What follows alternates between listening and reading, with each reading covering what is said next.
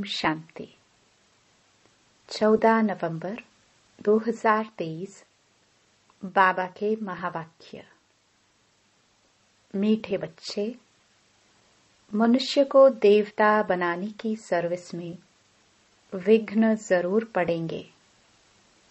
तुम्हें तकलीफ सहन करके भी इस सर्विस पर तत्पर रहना है, रहमदिल बनना है। प्रश्न: जिसे अंतिम जन्म की स्मृति रहती है, उनकी निशानी क्या होगी? उत्तर: उनकी बुद्धि में रहेगा कि अब इस दुनिया में दूसरा जन्म हमें नहीं लेना है और ना तो दूसरों को जन्म देना है। यह पाप आत्माओं की दुनिया है, इसकी वृद्धि अब नहीं चाहिए, इसे विनाश होना है। हम इन पुराने वस्त्रों को उतार अपने घर जाएंगे। अब नाटक पूरा हुआ। गीत। नई उम्र की कलियां। ओम शांति।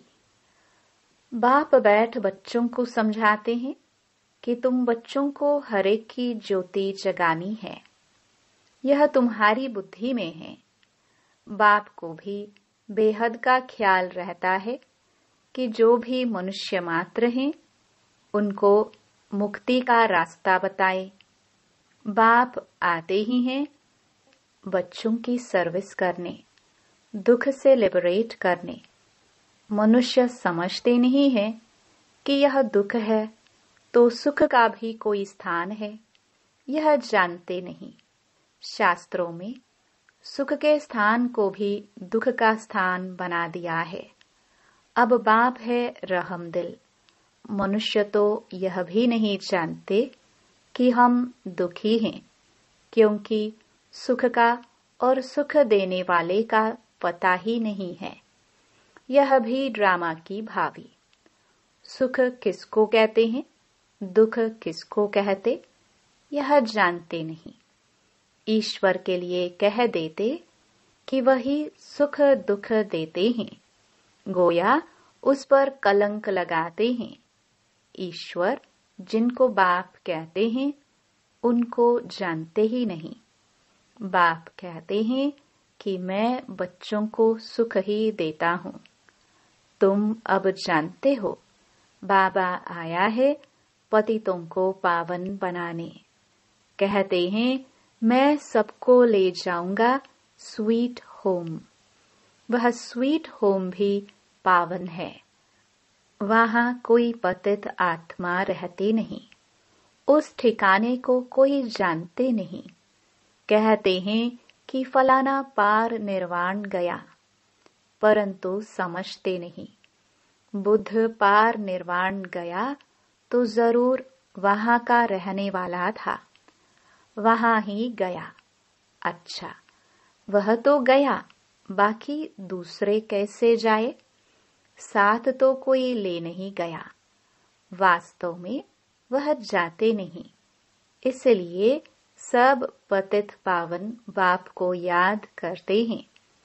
पावन दुनिया दो हैं, एक मुक्ति धाम, दूसरा जीवन मुक्ति धाम। शिवपुरी और विष्णुपुरी। यह है रावणपुरी। परमपिता परमात्मा को राम भी कहते हैं। राम राज्य कहाँ जाता है तो बुद्धि परमात्मा की तरफ चली जाती है। मनुष्य को तो सब परमात्मा मानेंगे नहीं, तो तुमको तरस पड़ता है, तकलीफ तो सहन करनी पड़े। बाबा कहते, मीठे बच्चे, मनुष्य को देवता बनाने में इस ज्ञान यज्ञ में विघ्न बहुत ही पड़ेंगे। गीता के भगवान ने गाली खाई थी ना, गालियां उनको भी और तुमको भी मिलती हैं। कहते हैं ना कि इसने शायद चौथ का चंद्रमा देखा होगा। यह सब है दंत कथाएं। दुनिया में तो कितना गंद है। मनुष्य क्या क्या खाते हैं, जानवरों को मारते हैं, क्या क्या करते हैं। बाप आकर इन सब बातों से छुड़ा देते हैं। दुनिया में मारा मारी कितनी है, तुम्हारे लिए बाप कितना सहज कर देते हैं। बाप कहते हैं कि तुम सिर्फ मुझे याद करो तो विकर्म विनाश हो जाएंगे।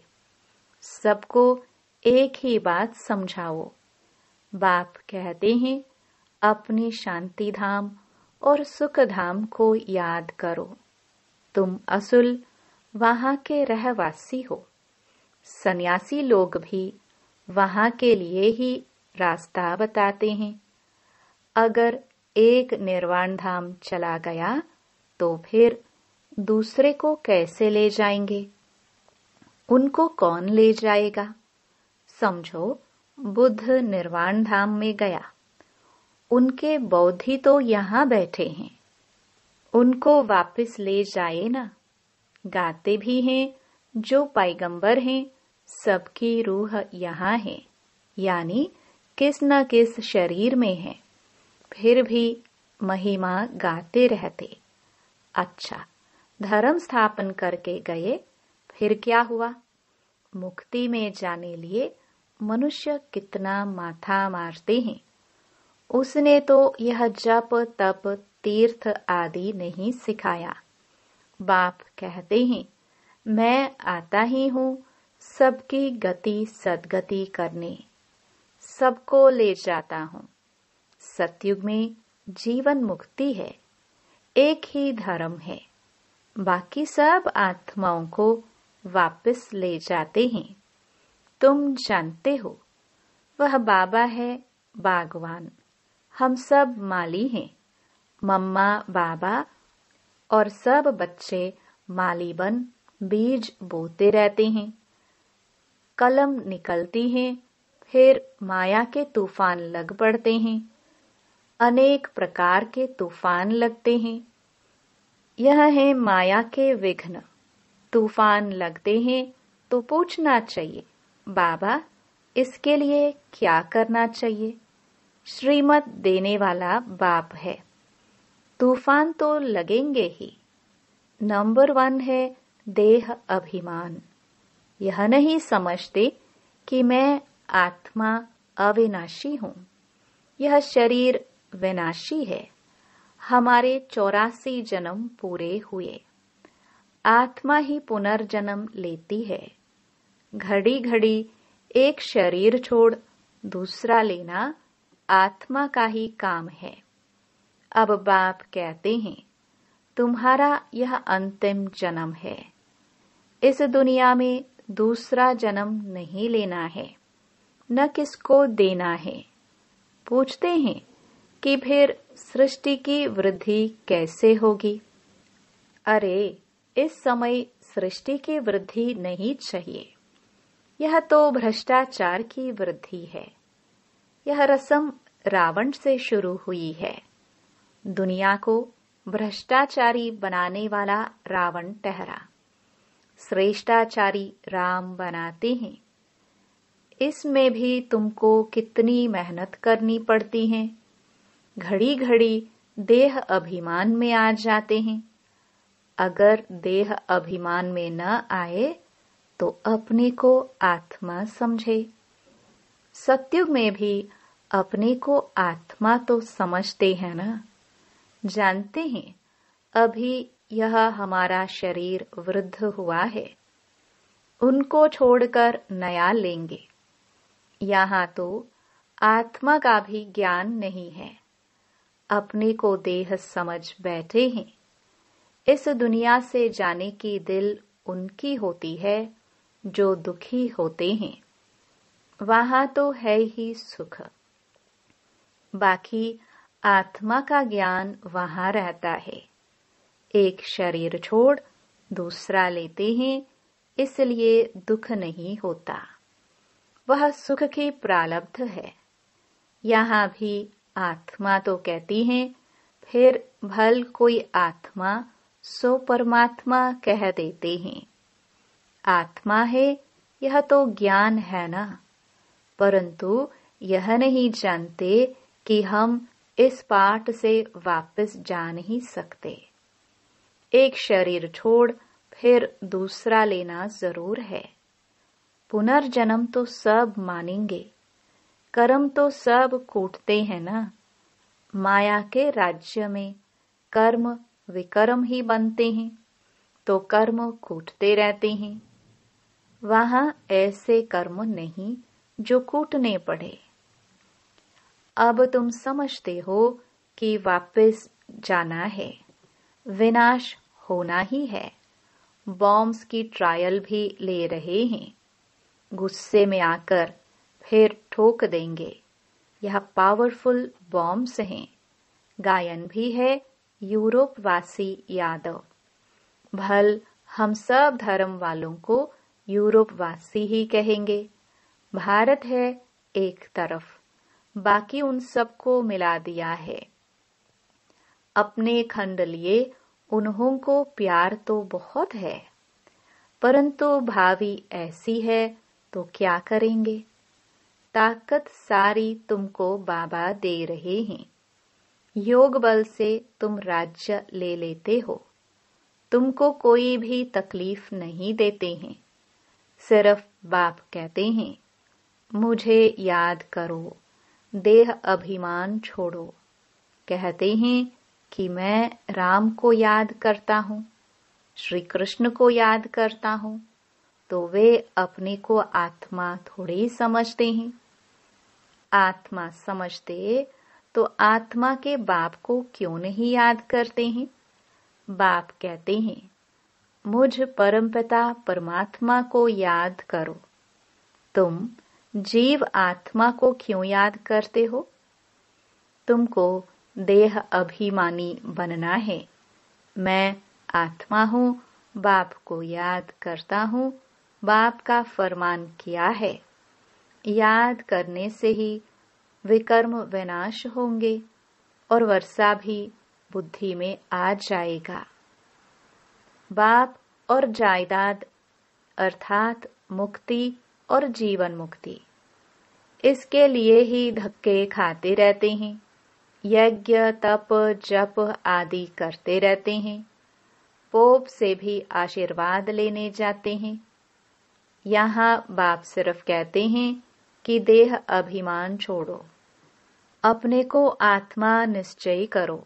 यह नाटक पूरा हुआ है, हमारे 84 जन्म पूरे हुए हैं, अब जाना है। कितना सहज करके समझाते हैं। गृहस्थ व्यवहार में रहते बुद्धि में यह रखो। जैसे नाटक पूरा होने पर होता है तो समझते हैं कि बाकी 15 मिनट हैं, अभी यह सीन पूरी होगी। एक्टर समझते हैं हम यह कपड़ा उतार घर को जाएंगे, अभी सबको वापस जाना है। ऐसी ऐसी बातें अपने से करनी चाहिए। कितना समय हमने सुख दुख का पाठ बजाया है, यह जानते हैं। अभी बाप कहते हैं कि मुझे याद करो। दुनिया में क्या क्या हो रहा है, इन सबको भूल जाओ। यह सब खत्म हो जाने वाले हैं, अब वापस जाना है। वह समझते हैं कि कलयुग अभी 40,000 वर्ष चलेगा। इसको घोर अंधियारा कहा जाता है। बाप का परिचय नहीं है। ज्ञान माना बाप का परिचय, अज्ञान माना नो परिचय। तो गोया घोर अंधियारे में है। अभी तुम घोर सोजरे में हो, नंबरवार पुरुषार्थ अनुसार। अब रात पूरी होने वाली है, हम वापस जाते हैं।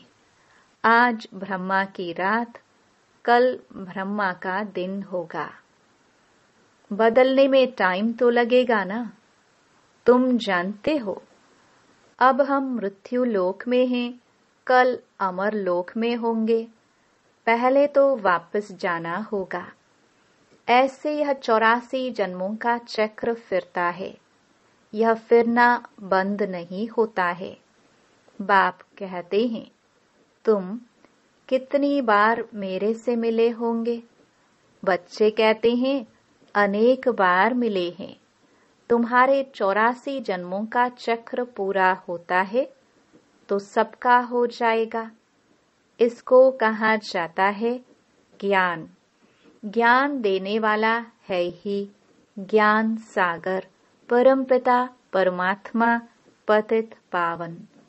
तुम पूछ सकते हो, पतित पावन किसको कहा जाता है? भगवान तो निराकार को कहा जाता है। फिर तुम रघुपति राघव राजाराम क्यों कहते हो? आत्माओं का बाप तो वह निराकार ही है। समझाने की बड़ी ही युक्ति चाहिए। दिन प्रतिदिन तुम्हारी उन्नति होती रहेगी, क्योंकि गुह्य ज्ञान मिलता रहता है। समझाने के लिए है सिर्फ अलफ की बात। अलफ को भूले तो ऑर्फन हो गए, दुखी होते रहते हैं। एक द्वारा एक को जानने से तुम 21 जन्म सुखी हो जाते हो। यह है ज्ञान। वह है अज्ञान जो कह देते परमात्मा सर्वव्यापी है। अरे वह तो बाप है। बाप कहते हैं तुम्हारे अंदर भूत सर्वव्यापी हैं। 5 विकार रूपी रावण सर्वव्यापी है। यह बातें समझानी पड़ती हैं। हम ईश्वर की गोद में हैं। यह बड़ा भारी नशा होना चाहिए। फिर भविष्य में देवताई गोद में जाएंगे। वहां तो सदैव सुख है। शिव बाबा ने हमको एडॉप्ट किया है। उनको याद करना है। अपना भी और दूसरों का भी कल्याण करना है तो राजाई मिलेगी। यह समझने की बड़ी अच्छी बात है। शिव बाबा है निराकार, हम आत्मा भी निराकार हैं। वहां हम अशरीरी नंगे रहते थे। बाबा तो सदैव अशरीरी ही है। बाबा कभी शरीर रूपी कपड़ा पहन पुनर्जन्म नहीं लेते हैं। बाबा एक बार रीइंकार्नेट करते हैं। पहले पहले ब्राह्मण रचते हैं तो उनको अपना बनाकर और नाम रखने पड़े ना। ब्रह्मा नहीं तो ब्राह्मण कहाँ से आए? तो यह वही है जिसने पूरे 84 जन्म लिए हैं। गोरा जो फिर सांवरा बना है, सुंदर से श्याम, श्याम से सुंदर बनता है। भारत का भी हम श्याम सुंदर नाम रख सकते हैं। भारत को ही श्याम, भारत को ही गोल्डन एज सुंदर कहते हैं। भारत ही काम चिता पर बैठ काला बनता है।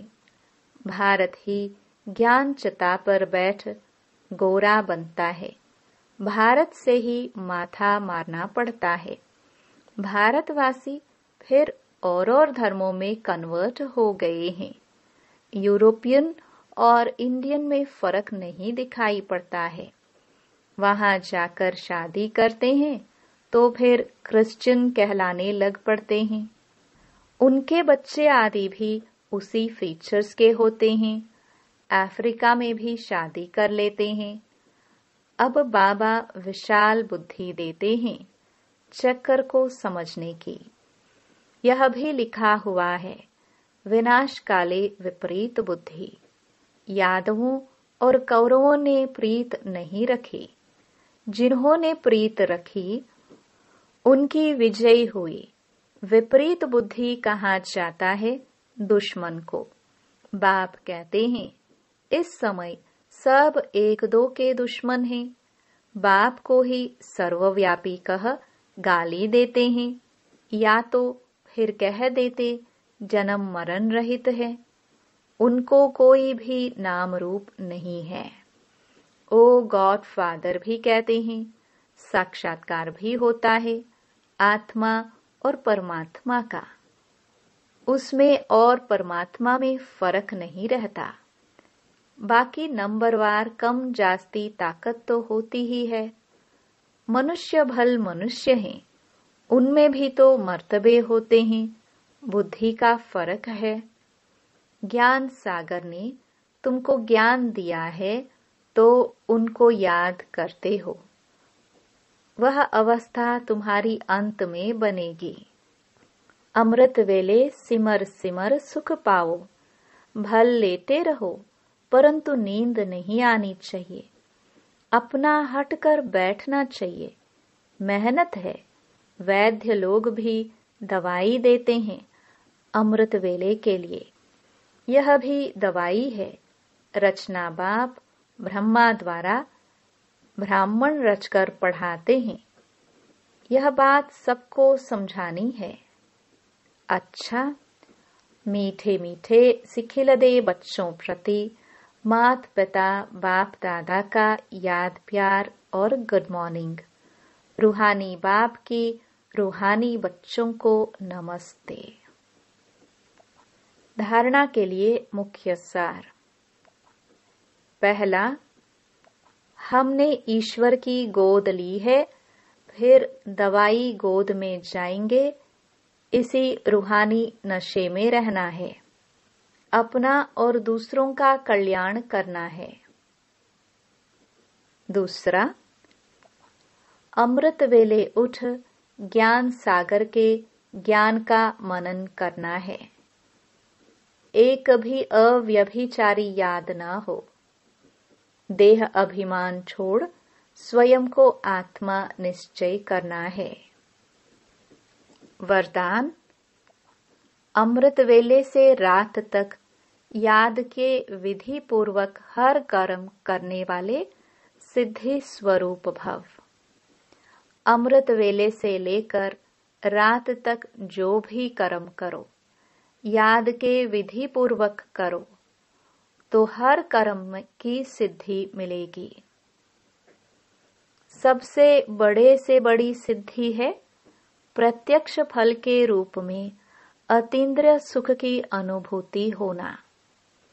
सदा सुख की लहरों में, खुशी की लहरों में लहराते रहेंगे तो यह प्रत्यक्ष फल भी मिलता है और फिर भविष्य फल भी मिलता है।